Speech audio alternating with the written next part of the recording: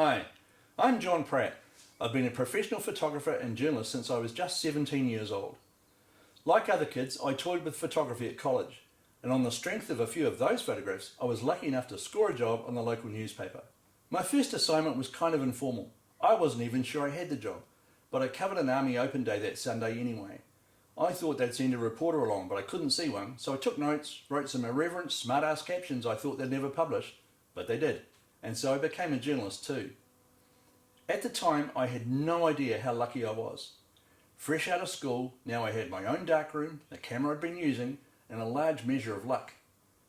Part of my luck was the people I got to work with.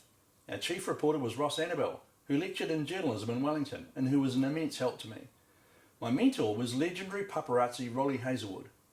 Rolly had few words of either advice or criticism, but his compliments were gold. Every morning was a frenetic race towards a 10:30 deadline. Sometimes, literally the last work, the thing the entire company was waiting on, was one of our photographs. There could be no excuses for failure, and there was a lot of pressure. After just a few weeks, Rolly went on a pilgrimage to America and left me in sole charge. "You can do it," he said. And by the time he came back, I believed it too. Immersion really is accelerated learning. For more than 40 years, I've been taking photos and writing copy. I never stopped. I worked in photographic retail, I had my own studio, I wrote advertising copy and took colour features for the Dominion and Evening Post newspapers. I started writing articles and shooting for the New Zealand Classic Car magazine, which I did every month for the next 13 years. At one point, I spent 2 years writing internal communications and a new franchise manual for General Motors Holden. I sold technology for many years. I've done a lot of corporate consulting, coaching, thought leadership and public speaking, but it was my time on the newspaper that was really instrumental in my career. What I learned is that everyone has just 2 arms, 2 legs and a story. Powerful and important people might have better stories. Maybe they've enjoyed more success, but at the end of the day, all they have to offer are their stories. I've photographed literally hundreds of people over the years, and every one of them has had a story. People never stop amazing me with their courage, their ingenuity and their persistence. People are amazing. That being said, I'm also a technology geek and a history nerd. You can only imagine how excited I get about old technology. On a flight home from America 20 years ago, it all came together for me. I read an article about the importance of the PC that seemed only casually researched at best and just plain wrong at worst. I lived through the marketing of the original IBM PC, the PC-80, the Macintosh. I was there. These were not toys at the time. They were the state-of-the-art, the best the industry could achieve. They were important. And so I set out to set the story straight. What started as a letter to the editor of Wired turned into an essay and quickly got out of hand.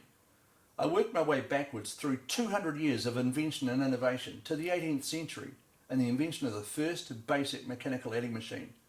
I studied all of the people, all the landmarks of the history of modern computers and tablets. I called my essay Machines That Count. Now what? I asked myself. There were no good quality images of most of the early technology I'd written about, so I set up a light table in my garage and started collecting and restoring machines to photograph. I finally restored 270 machines to their original capability and photographed them for my book. Photography completed, what could I possibly do with 270 machines? Storage was starting to cost real money, and so I spent the next 2 years creating an exhibition for the Museum of Transport and Technology. That exhibition included 5 short video documentaries that I also created. Exhibition over, it was finally time to compile and publish my book, Machines That Count. I initially worked alongside a publisher to develop the book, but finally I'd had to take it on myself. The book runs to 320 pages. It's full of the stories of people that advanced the state of the art by solving their own problems. And of course I had the hundreds of unique photos I'd taken in my garage. I worked hard to lay out the text and photographs and get the book published and printed. But talk about life goals, I'd just published my first book and I'd done it on my own. Meanwhile, I'd also spent years consulting and coaching people, corporations and government. At one point, one of my goals was published articles, and I wrote more than 60 articles in 9 weeks. Life had become about writing things I'd said and saying things I'd written. I started to feel that a lot of my time was spent just repeating myself. The only way to increase my reach and potentially stop repeating myself was to coalesce my work into something I could share. That's my second book, written during COVID, called Nothing's Unthinkable. It's my treatise on education, critical thinking, and brain hacks you can use to improve the quality of your decision making. Even now, there's nothing in that book that I want to change. Then, in between COVID lockdowns, I did a stint relieving on a regional newspaper. That was a real case of deja vu for me. In the weekends, I shot junior and senior rugby, netball, school balls, marathons, portraits and performances. I loved it. I really appreciated it so much more than I ever had before. The photography was easier, the deadline was only weekly, and I was far from home. The whole experience was quite an adventure. It was a request for an article for a magazine that started my next big adventure. A 1,200-word article on the town of Thames turned into another book, probably my proudest work to date. I came back when I caught COVID myself and took the opportunity to research Thames to its bedrock. Historical research is weirdly like the gold mining I was researching. You'd see a nugget somewhere, the glint of gold, and chase it down, digging through old newspapers and records until that particular scene had run its course. The book is called Gold Rush, the story of the golden years that built Thames. Another idle weekend at home, I was looking for some way of testing a camera when I stumbled across an artisan. Here was a woman creating beautiful sculptures out of cold steel using plasma cutters, welders and grinders. The beauty of the sculpture seemed to contrast sharply with the violence of the process. I took a look at my photos and returned several times to follow the creation of a new sculpture. I thought I had a great photo essay, but that was just the start. Now I had a story to tell.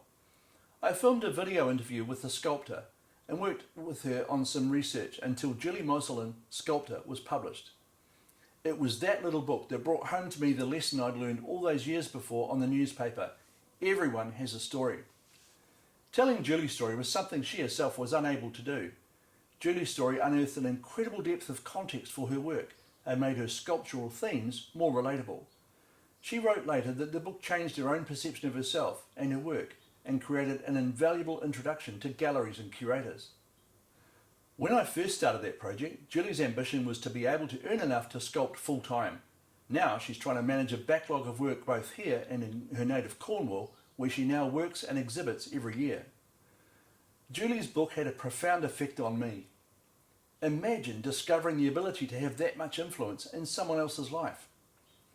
As I continued to research, write and publish my own books, this seemed even more important. I launched my publishing business, narratemedia.com, to help people bring their own untold stories to life and create legends. Brand You is the commercial offer that Julie's book became.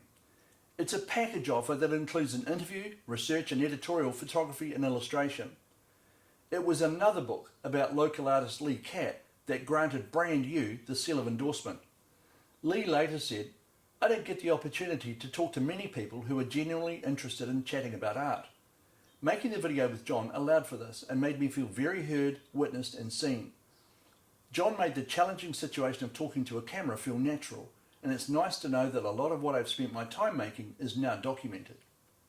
Meanwhile, I've tackled other projects, like an owner's manual for the historic steamship, the William C. Daldy. That book is another showcase for Narrate Media. It involved a bit of everything: research, editorial, illustration and layout, photography and publication. NarrateMedia.com is all about who we are. I'm as excited as I've ever been to meet new people, hear and understand their stories, and collaborate to produce enduring art, publications that reflect my subjects, their challenges, their aspirations and their accomplishments. While I intend to keep researching and writing books, I'm increasingly consumed with bringing other untold stories to life. Stories illustrate and enrich our lives. Narrative storytelling is how we learn as infants.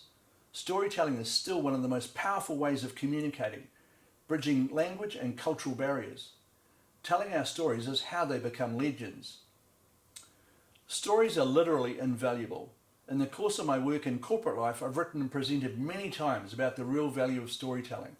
It's no coincidence that the world's premium brands, those with the biggest margins, are those with the best stories. There are no exceptions. If you have a brand, a business, a career or a story you'd like to share, contact us at Narrate Media today. We're here to research, write, illustrate, photograph and do whatever you need to develop and complete the publication of your very own untold stories. Thank you very much for your time.